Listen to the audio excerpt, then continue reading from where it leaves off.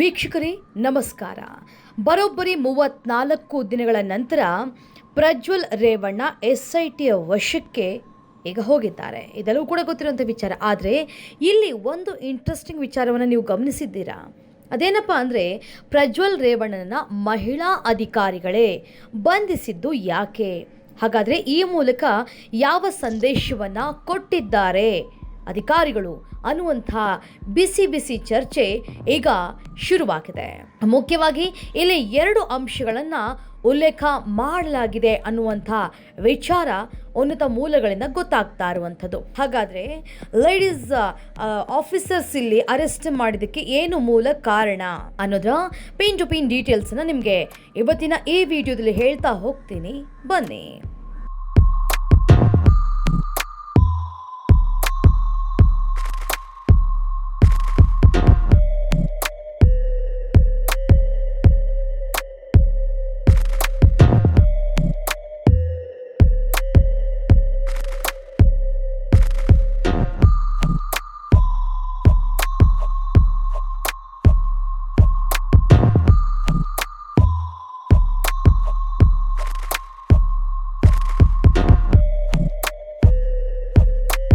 ವೀಕ್ಷಕರೇ, ಹಾಸನದಲ್ಲಿ ಪೆಂಡ್ರೈವ್ ಪ್ರಕರಣ ಕೇವಲ ಹಾಸನಕ್ಕೆ ಮಾತ್ರ ಸೀಮಿತ ಆಗಲಿಲ್ಲ, ಕೇವಲ ಕರ್ನಾಟಕಕ್ಕೆ ಮಾತ್ರ ಸೀಮಿತ ಆಗಲಿಲ್ಲ, ಇಡೀ ದೇಶವ್ಯಾಪಿ ಇದು ಪಸರಿಸಿತ್ತು. ಹಾಗೆಯೇ ಈ ವಿಚಾರ ಆಚೆ ಬರ್ತಾ ಇದ್ದಂತೆ ದೇಶವನ್ನೇ ಬಿಟ್ಟು ಸಂಸದ ಪ್ರಜ್ವಲ್ ರೇವಣ್ಣ ವಿದೇಶಕ್ಕೆ ಹಾರು ಹೋಗಿದ್ರು. 34 ದಿನಗಳ ಬಳಿಕ ಪ್ರಜ್ವಲ್ ರೇವಣ್ಣನನ್ನು ಈಗ ಬಂಧಿಸಿದ್ದಾರೆ. ಮೇ 30ನೇ ತಾರೀಕಿನಂದು ಬರೋದಾಗಿ ವಿಡಿಯೋದ ಮೂಲಕ ಪ್ರಜ್ವಲ್ ರೇವಣ್ಣ ಸಂದೇಶವನ್ನು ಕೊಡ್ತಾರೆ. ಹೀಗಾಗಿ SIT ಅಧಿಕಾರಿಗಳು ಕೂಡ ಬೆಂಗಳೂರು ಏರ್ಪೋರ್ಟ್ನಲ್ಲಿ ಬೀಡು ಬಿಟ್ಟು ಅವ್ರನ್ನ ಅರೆಸ್ಟ್ ಮಾಡೋದಕ್ಕೆ ಯಾವ ರೀತಿ ತಯಾರಿಯನ್ನು ಮಾಡಿಕೊಳ್ಬೇಕೋ ಆ ಎಲ್ಲ ತಯಾರಿಗಳನ್ನು ಕೂಡ ಮಾಡಿಕೊಂಡಿದ್ರು.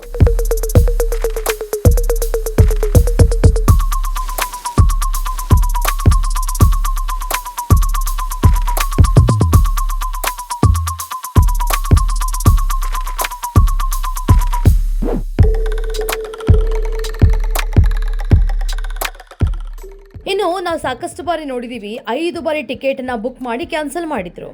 ಈ ಬಾರಿಯೂ ಕೂಡ ಹಾಗೆ ಆಗ್ಬೋದೇನೋ ಅನ್ನುವಂಥ ಅನುಮಾನಗಳು ಕೂಡ ಇತ್ತು. ಟಿಕೆಟ್ ಬುಕ್ ಮಾಡಿ ಕ್ಯಾನ್ಸಲ್ ಮಾಡುವ ಸಂಭವ ಕೂಡ ಇತ್ತು.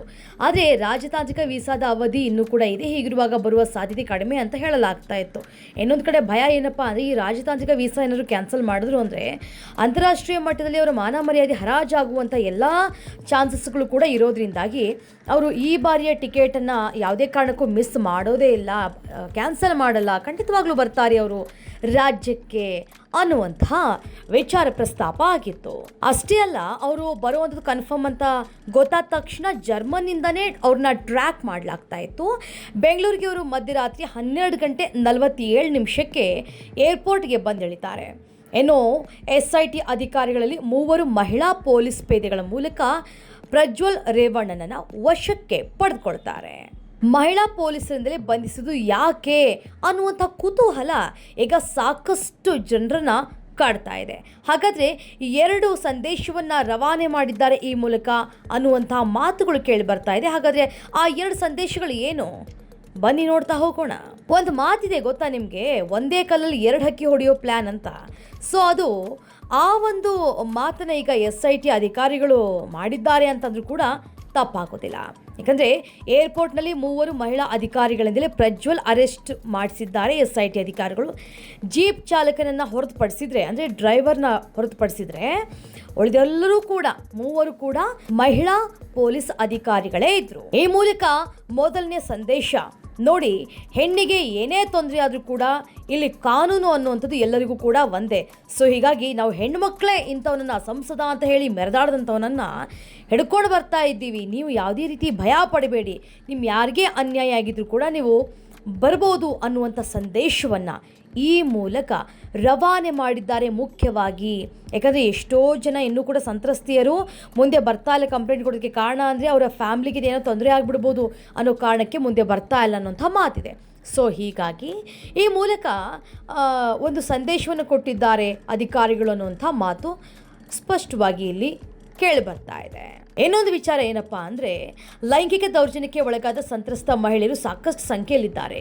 ಹೆಣ್ಣನ್ನು ಕೇವಲವಾಗಿ ನೋಡಿದ ಸಂಸದ ಪ್ರಜ್ವಲ್ ರೇವಣ್ಣಗೆ ಮುಜುಗರ ಆಗಬೇಕು, ಅವಮಾನ ಆಗಬೇಕು, ನಾಚಿಕೆ ಆಗಬೇಕು ಅಂತ ಮಹಿಳಾ ಅಧಿಕಾರಿಗಳಿಂದಲೇ ಅರೆಸ್ಟ್ ಮಾಡಿಸಲಾಗಿದೆ. SIT ಆ ಮೂಲಕ ಹೆಣ್ಣು ಮಕ್ಕಳು ಅಬಲೆಯಲ್ಲ, ನಾವಿದ್ದೇವೆ, ಧೈರ್ಯವಾಗಿ ಬಂದು ದೂರನ್ನು ನೀಡಿ, ನಾವಿದ್ದೇವೆ, ಹೆಣ್ಣು ಕೇವಲ ಇಂಥದಕ್ಕೆ ಮಾತ್ರ ಸೀಮಿತ ಅಲ್ಲ, ಹೇಗೆ ಬೇಕಾದರೂ ನಿಂತ್ಕೊಂಡು ಹೋರಾಟವನ್ನು ಮಾಡ್ಬೋದು ಅನ್ನುವಂಥ ಒಂದು ಮೆಸೇಜನ್ನು ಕೊಟ್ಟಿದ್ದಾರೆ.